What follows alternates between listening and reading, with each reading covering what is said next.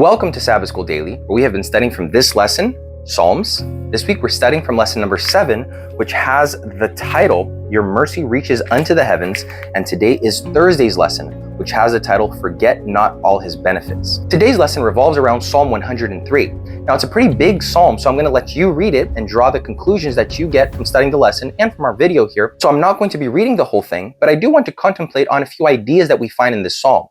It comes first from our title, Forget Not All His Benefits. This idea of not forgetting, on the contrary, of remembering, it is something that is interwoven into the very fabric of Scripture. The fact that God tells us to be grateful, to always be praising and thanking Him, that is something that is not done for Him, it's done for us. Because sometimes we are so tempted to concentrate on the bad things, on the bad events of life, and we forget everything that God has done and that He will do for us. We have a very difficult time, friends, just being grateful, of having that attitude. When we look around and we see the disease that we might have, when we see the loss that we might have incurred in life, be that material, be that when it comes to people, to family, be that when it comes to unemployment or just pains in general, we have a hard time remembering that there is a universe out there, that there is so much more to life than this temporal reality right now. That one day, very soon, we're going to be in heaven, and that this life here on this earth is going to be just one small, distant, bad memory.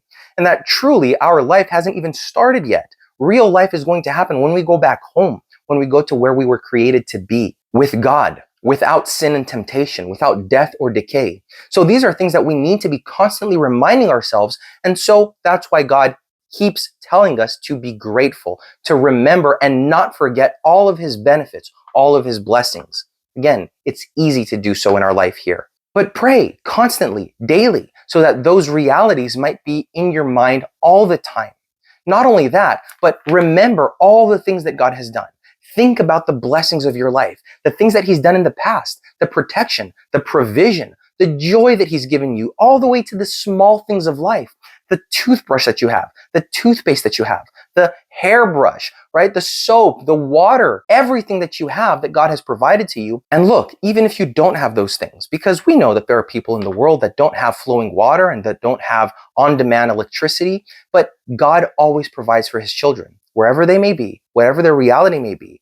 Being with God is always so much better. You'll remember the phrase that I mentioned last week that was said by Augustine, the medieval theologian. And the phrase is that he who has God has everything. He who does not have God has nothing. And he who has God and has everything does not have more than he who has God and has nothing. And what that means is that God is everything. And once we recognize that, everything else that we lack, everything else that we don't have, it falls into the background of reality. Because as comforting, as easing, as good as it might be to have stuff, to have things, to have, of course, flowing water and on-demand electricity, ultimately those things are going to be left behind.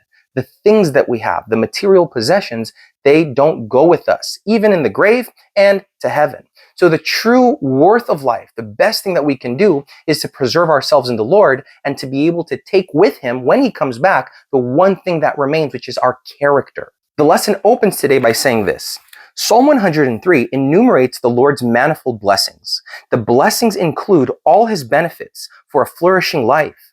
These blessings are grounded in God's gracious character and His faithfulness to His covenant with Israel.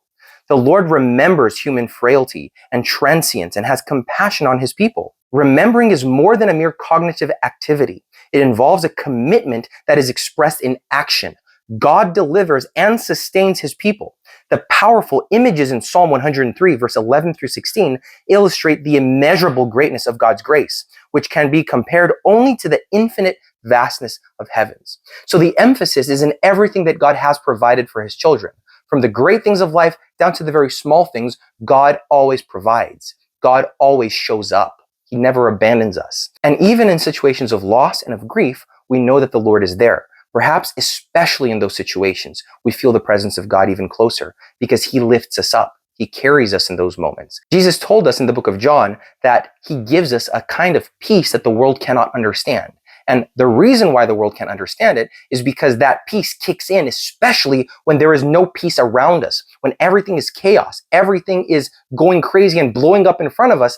That's when this peace truly becomes evident, because that's when we can see it the most. While the world is crumbling around us, we stand at peace. And we need to remind ourselves that that peace, it's not a thing. That peace is a person, and that person is Jesus Christ. When he dwells with us, when he dwells within us, we know that we have peace. The lesson then continues by saying this: how then should people respond to God's loving kindness? First, by blessing the Lord. Blessing is generally understood as an act of bestowing material and spiritual benefits upon someone. Because God is the source of all blessings, how can human beings bless God? An inferior can bless a superior as a means of thanking or praising him. God blesses people by conferring good on them, and people bless God by praising the good in him. That is, by revering him for his gracious character. In the Bible, when we see people blessing the Lord's name, it's not that they have anything that they can give God, except their praise, their worship, their recognition of who he is. Usually when I pray, I begin with a praise, with an adoration of who God is. I learned that with my mom. Growing up, she would always insist that we begin by acknowledging who God is, remembering who he is, the things that he's done, the qualities of his character, because only then are we in a spirit to truly understand what we're doing in talking to God. So that's why when I start praying, I usually start with understanding, with remembering who he is. I think it's the best way to pray, because at that point, even though you might be praying about a horrific situation, you might be talking about something of extreme grief with God, he still shines in your mind as the one that can take care of all of that, because he is the great provider, because he is sovereign. Nothing takes God by surprise. He never loses control. He has the hands that never quiver or shake. And once we understand that, once we recognize that, everything else that comes after in the prayer, it's put in its correct spot, in its place. It doesn't become a giant, and it's not diminished too much. All of what we talk to the Lord falls into its right place after we acknowledge who and what he is to us and to the world. That's what it's meant by blessing his name, acknowledging who he is, his greatness, his grandeur, and his love for us. Secondly, the lesson says, by remembering all his benefits and his covenant, just as the Lord remembers the feeble human condition and his covenant with his people. Remembering is a crucial aspect of the relationship between God and his people. Just as God remembers his promise to the people, so the people are indebted to remember God's faithfulness and to respond to God with love and obedience. Remembering, keeping in our mind everything that God is and has done for us, is a crucial part of being a Christian. We can't really be a Christian if we don't remember where we've come from, if we don't remember who we were before the Lord saved us, if we don't remember how great, how merciful that salvation and that transformation was. You want to see a true miracle that happens every day around the world?